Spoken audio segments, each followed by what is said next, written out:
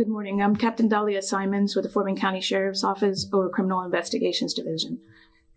Today we're going to speak about the homicide investigation where the victim was identified as Brenton Estorffe.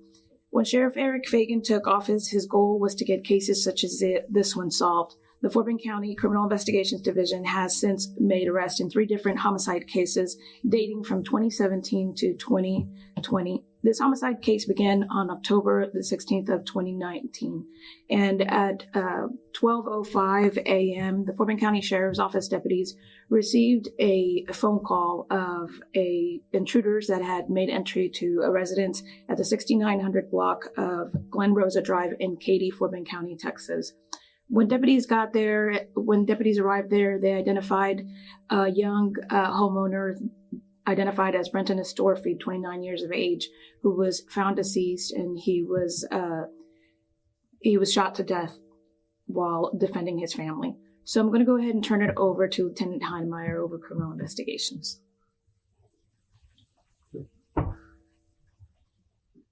Today's press conference was mainly about just the arrest of Mr. Jadon Carpy. In this case, since the investigation, there's been a lot of effort and many hours put into this case. We're just happy to say that we were able to collaborate with the District Attorney's Office and also the Gulf Coast Violent Offenders Task Force to effectively arrest Mr. Jadon Carpy. And I'll open it up to any questions y'all may have. Are there any other suspects? Possibly. We're going to pursue the case. In other words, we would like to bring any and all persons that are culpable for this offense to justice. How did you determine he was the suspect? Through the investigation. So we can't disclose a lot of information at this point since this case is still pending. In other words, but we do believe that there's quite a bit of evidence and information in this case that has identified Mr. Carpy as a suspect in the case. Do you believe that he was targeting Mr. Estorffe or that this was just completely random? Those are information that we can't disclose at this time. That's something obviously the community is questioning. Was this Right. random? Are we? Mm-hmm. So you can't talk about anything regarding if they knew each other or anything like that? No.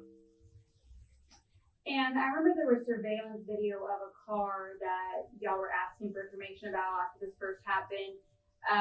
Any indication that he's linked to that car or that car played a factor that was driving the neighborhood? Yes. Was that his car? Won't answer that at this time. And he would have been, what, 17 at the time? Yes. Any other suspects? Anybody else? We believe there's additional suspects, yes. Because there was one other man believed to be with him at the time, right? There's others. Yes.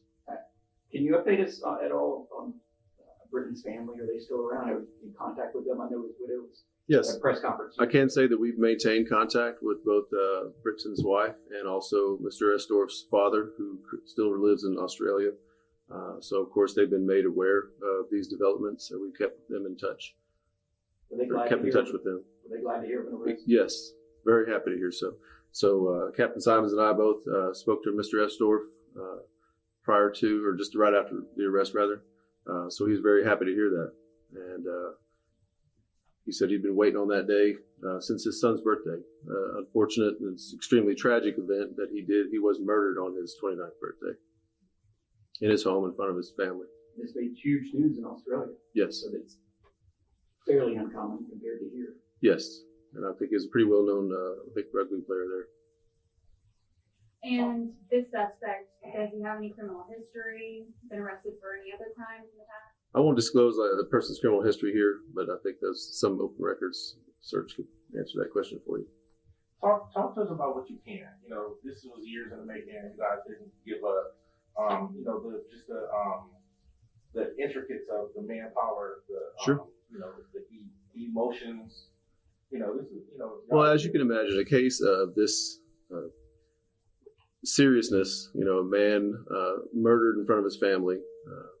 So since October 16th of 2019, I know it seems like a long time, but a lot of things have to happen in these cases and in due time. So what I can tell you is that over that time, there was a lot of evidence that's been processed, examined, a lot of interviews have been conducted. We've collaborated with the District Attorney's Office on multiple occasions, you know, transferring and discussing this information. And I can just tell you that that information led to probable cause in this case, and we're able to obtain an arrest warrant for Mr. Carpy. I know you're not going to get into this, but initially some neighbors thought that maybe the wrong houses. These guys came up on. Sure, and that's been mentioned many times, so it's not like that's not out there. However, that's part of the investigation that at this point we can't discuss. And you mentioned that there are people that you believe are suspects that are still out there. What message do you have for them? Well, I can tell you that we fully intend to bring any person that's culpable for the murder of Mr. Brenton Estorffe to justice. How can the public help? If you know something, say something. In other words, if you knew any of these co-actors or know part of the story, then say something. There's Crime Stoppers. You can contact the Fort Bend County Sheriff's Office. Was he linked to any type of gangs or violent group? We won't discuss that at the moment. Is there anything we missing, as the media? Is there anything that we should be asking? But I would say that at this juncture, what I could say is we're here to talk about the arrest of Mr. Jadon Carpy, and it's pretty limited on what we can discuss because the case is pending. You're a bond? Yes, $350,000. And what is his charge? Murder.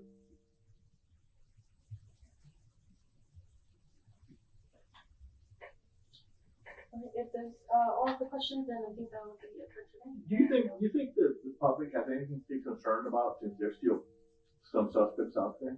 There's not information that would suggest that there's, in other words, a particular person or persons targeted in that neighborhood. So I would just say that I believe that there's no other reason for the people to be afraid. Meaning, say neighbors in that neighborhood.